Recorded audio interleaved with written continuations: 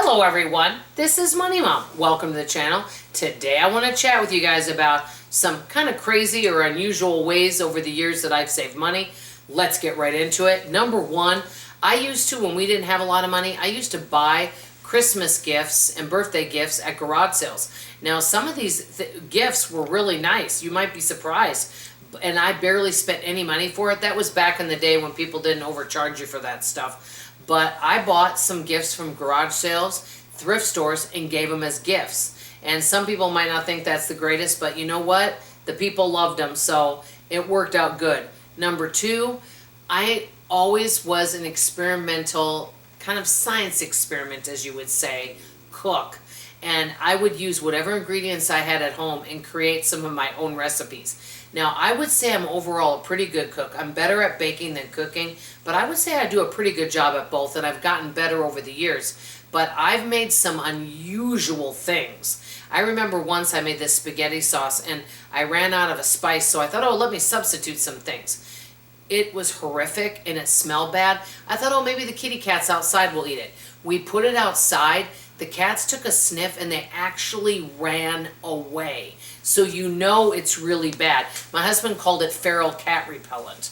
It was horrible. So I actually made some interesting recipes, or concoctions as you would say.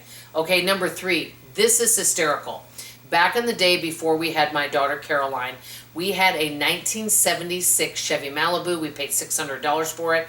I wasn't a mystery shop scheduler at that time, but I did mystery shopping as a side hustle back then. That was back before smartphones, and you would have to fax your paperwork in or mail it in. Well, one of the shops was a steak restaurant, and when we went to the steak restaurant, one of the things that we had to do on there was we had to have them valet park our car. Imagine driving up in a 76 Chevy Malibu with newspapers in the back seat, because my husband delivered newspapers, and the car was kind of banged up. It was a loud motor, driving up and asking them to valet park our car. I wish you would have seen this guy's expression. His mouth actually dropped open and he looked at me like, really? Anyway, it was absolutely hysterical. And also, with that same car, we were asked to do a last minute car mystery shop where we pretended we were going to buy a high-end car. I don't know why. They didn't even ask us what kind of car we had, which would have been smart. Well, one of the questions we had to ask the car salesman was, how much will you take for a trade-in on our car? And I'll never forget this. This guy said to us, well, give me $500 and I'll take it off your hand. I mean, that guy must have known we were mystery shoppers. But he went along with us. We filled out the report. We got paid for both shops. But honestly, we were not a good representation for those shops. But on the other hand, one can't judge a book by its cover. So just because someone drives a 76 Chevy Malibu, or someone isn't, dressed in designer or nice clothes, maybe they're dressed in, a torn t-shirt, doesn't mean that that person does not have wealth. So we were treated very nicely at both places, the car dealership and the restaurant. We were treated very well. So wanted to mention that. Okay, number four, I have made my own products. For example, dry shampoo, things like that. None of them ended up working out, and I ended up spending more money on ingredients, and it just didn't work out like store-bought. So that was another thing. Number five, let me know if any of you've done this one. This is a money-making one. When we used to go look around at the mall, there aren't as many malls now, but my husband and I would just like to walk around at the mall and look around. It was kind of fun.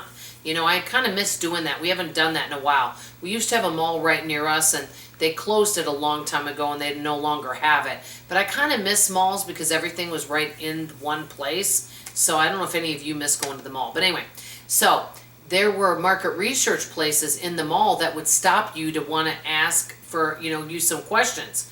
I would look for those people because I'm like, hey, do you have any surveys available? Because then you could get questions. And you could make like $20, $15, and then my husband and I could use that money if we wanted to buy something at the mall. So it ended up working out great.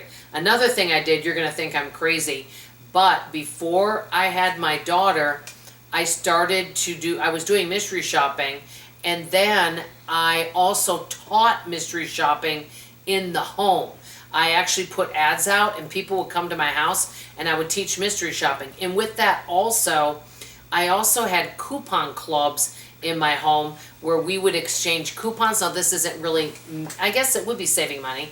I would have people over here. We would exchange our coupons with each other. We'd bring our overstock of items and share. We would talk about where to get good deals. We would talk about ways we're making money. It was kind of a club and it was great. I actually really missed that. It was fabulous. And we all saved so much money and we shared our abundance with others. It's kind of an unusual way, but I had it once a month at my house.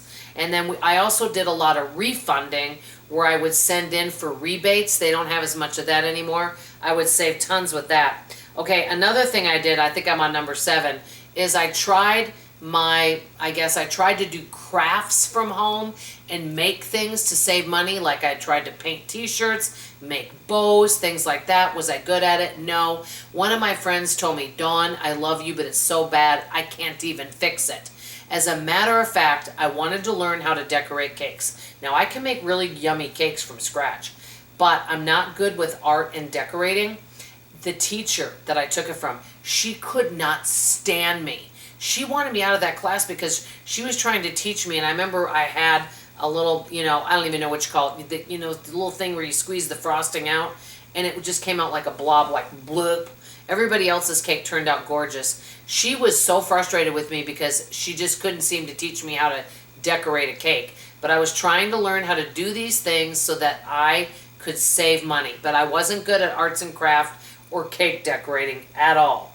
And then last but not least, I tried to do this. I tried to donate plasma. It didn't end up working out for a couple reasons, but one of the reasons why is they couldn't get my fingerprints. They said they said I wore my fingerprints off, and that was one of the things you had to do. So that was another way. I know I could come up with all sorts of ways that I've tried to save money. Some of them ended up wasting money. Some ended up saving me money. I want to hear from you in the comments below. Share with me some maybe unusual ways you either tried to make money or save money. I want to hear from you in the comments below. That's all I have to say for now. I love you, I appreciate you, and I sure hope to see you on tomorrow morning's video. Bye-bye now.